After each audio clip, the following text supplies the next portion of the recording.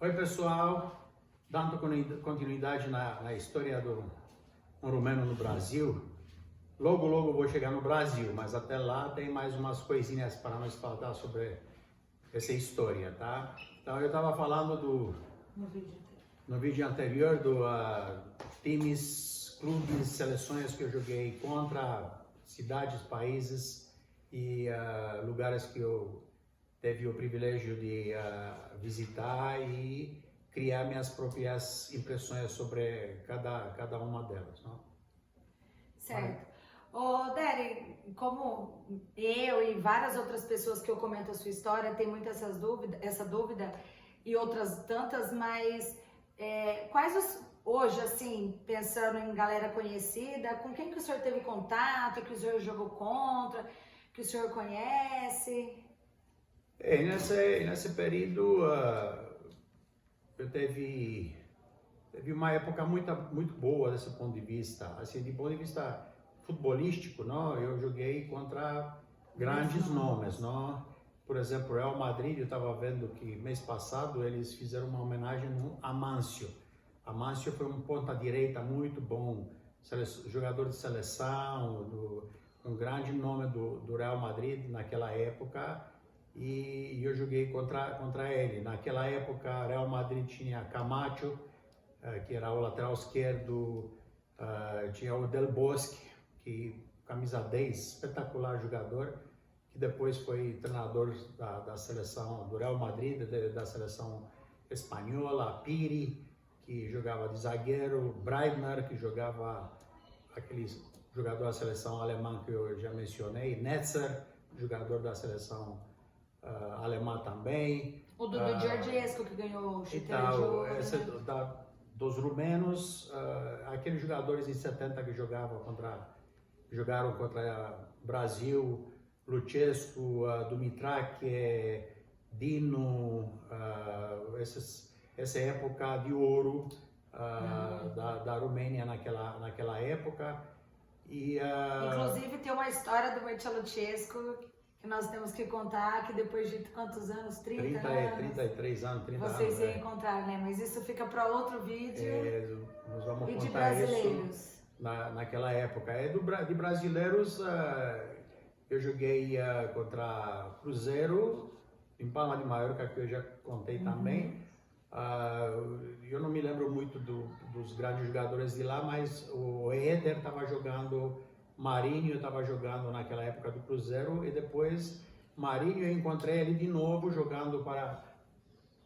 E aqui mesmo a foto, onde nós jogamos em um torneio pré-olímpico, um torneio amistoso em Cannes, na França.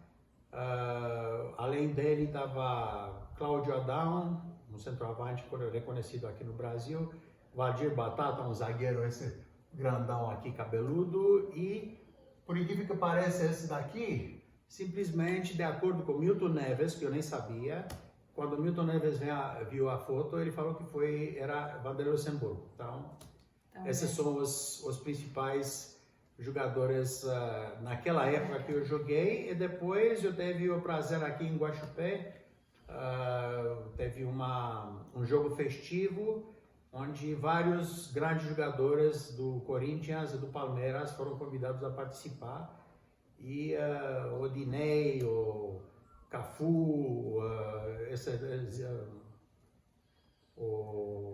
outros jogadores que eu não me lembro agora, mas tudo grande craque do passado, que nós reunimos aqui, nós fizemos um jogo amistoso e foi muito gratificante.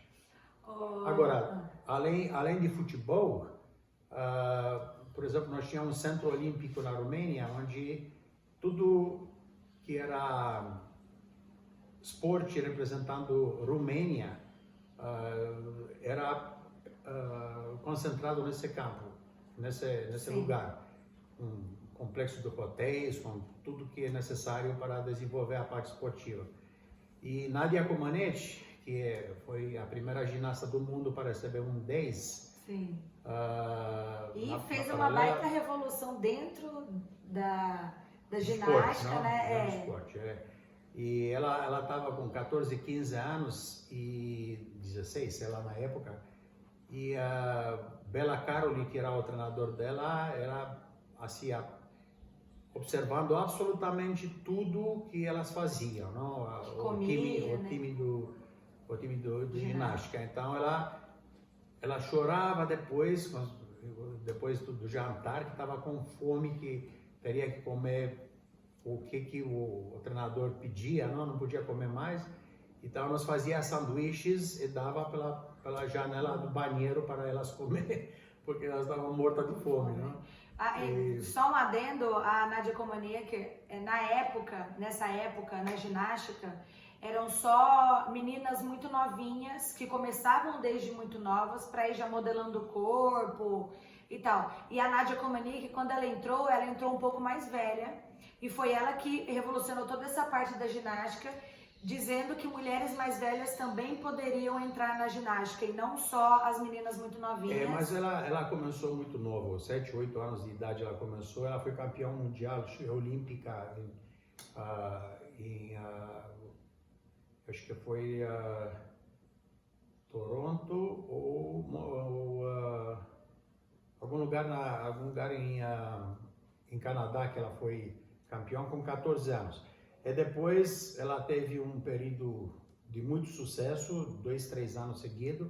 Depois ela virou mulher, sabe? Ela cresceu, ela se desenvolveu e deu uma paradinha. Depois ela voltou com 20 anos mais ou menos, mas não foi o mesmo sucesso que teve. Muito mais porque nesse período a ginástica desenvolveu demais. O leste europeu era muito forte, a União Soviética tinha muito boas ginastas, a Alemanha Oriental na época tinha muito boas ginastas, desenvolveram muito o esporte lá, né? Ela foi campeã olímpica em Montreal, agora que me lembrei, Montreal em Canadá. Certo.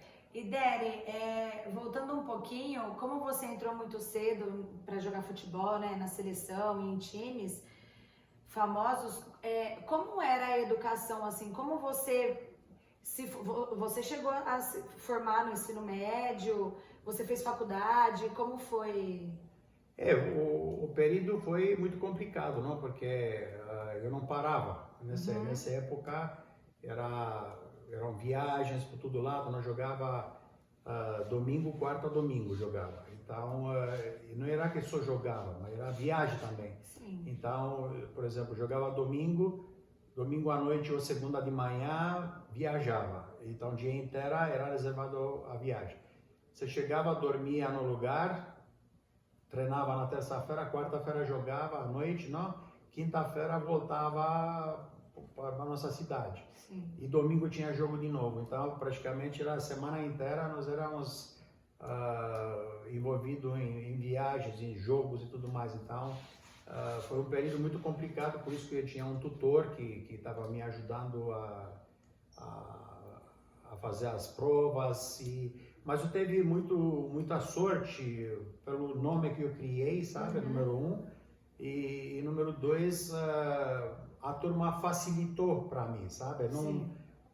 Ninguém criou problema, sabe? Todo mundo entendeu. Tem um jogador da seleção na sala, imagina. Então, nós sempre trazíamos um chicletinho, alguma coisa para o pessoal, então... E as vivências lá de fora, né? Que ninguém tinha noção, né? Por causa do comunismo.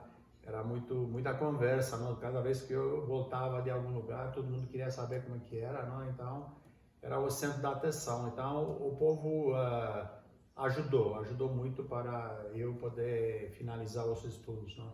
Certo. E pra gente... Já tá dando uns 10 minutos? Tá quase. Tá. Pra gente finalizar esse vídeo, só uma curiosidade que... muita gente me pergunta sobre o Drácula, na Transilvânia, que é ali do lado da Romênia. Faz parte da Romênia, não?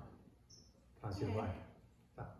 Então, o Drácula vai ser o nosso próximo assunto, tá? Certo. Fica ligado que vamos falar sobre Drácula daqui a pouco, tá? Só um spoilerzinho, igual a gente ia pra Hopi Hari, quando a gente tava na 8ª série, com a escola, ele ia visitar o castelo do Conde Drácula. É só isso.